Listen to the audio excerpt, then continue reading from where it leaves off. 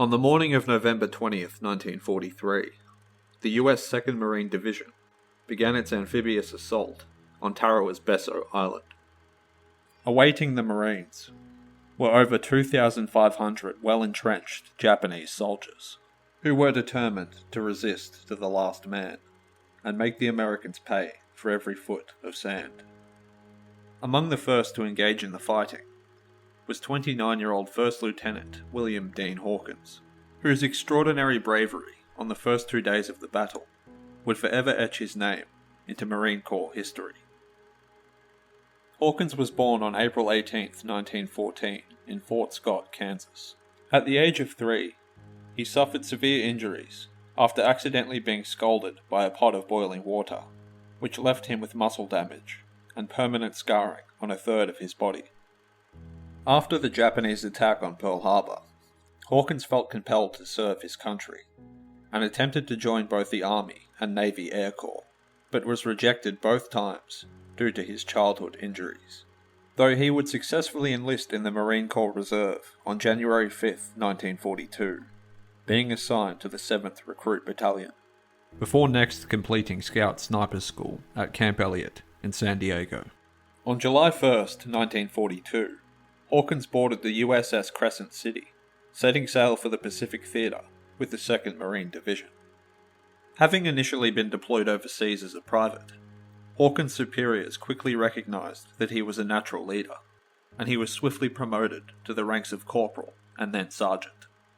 On November 17, 1942, while taking part in the Guadalcanal campaign, he accepted a battlefield commission as a 2nd lieutenant, before being promoted again to 1st lieutenant on June 1, 1943. By the fall, he had been named the commanding officer of a scout sniper platoon, attached to an assault regiment that was preparing to attack the Japanese-held Tarawa Atoll. On the fateful day of the battle, Hawkins was the first to disembark from his transport, charging forward under a storm of enemy fire. Wasting no time, he immediately began helping to neutralize enemy emplacements, determined to carve a path through the chaos. Throughout the day and into the night, he continued leading his men in joining other Marines who were trying to gain a foothold on the nearby beachhead, repeatedly risking his life to direct and lead attacks on enemy strongholds. At dawn on the following day, Hawkins resumed the dangerous mission of clearing the limited beachhead of Japanese resistance. After spotting a heavily fortified pillbox guarded by 5 enemy machine guns, he proceeded to initiate a daring assault. Upon reaching the fortification, he fired directly into the loopholes at point-blank range, before destroying the objective with grenades.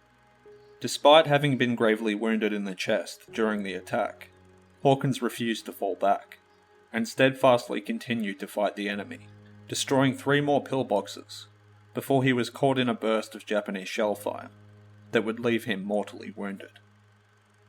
After the costly battle had been won by the Americans, Colonel David M. Shoup paid tribute to Hawkins' extraordinary heroism, stating, "It's not often that you can credit a first lieutenant with winning a battle, but Hawkins came as near to it as any man could.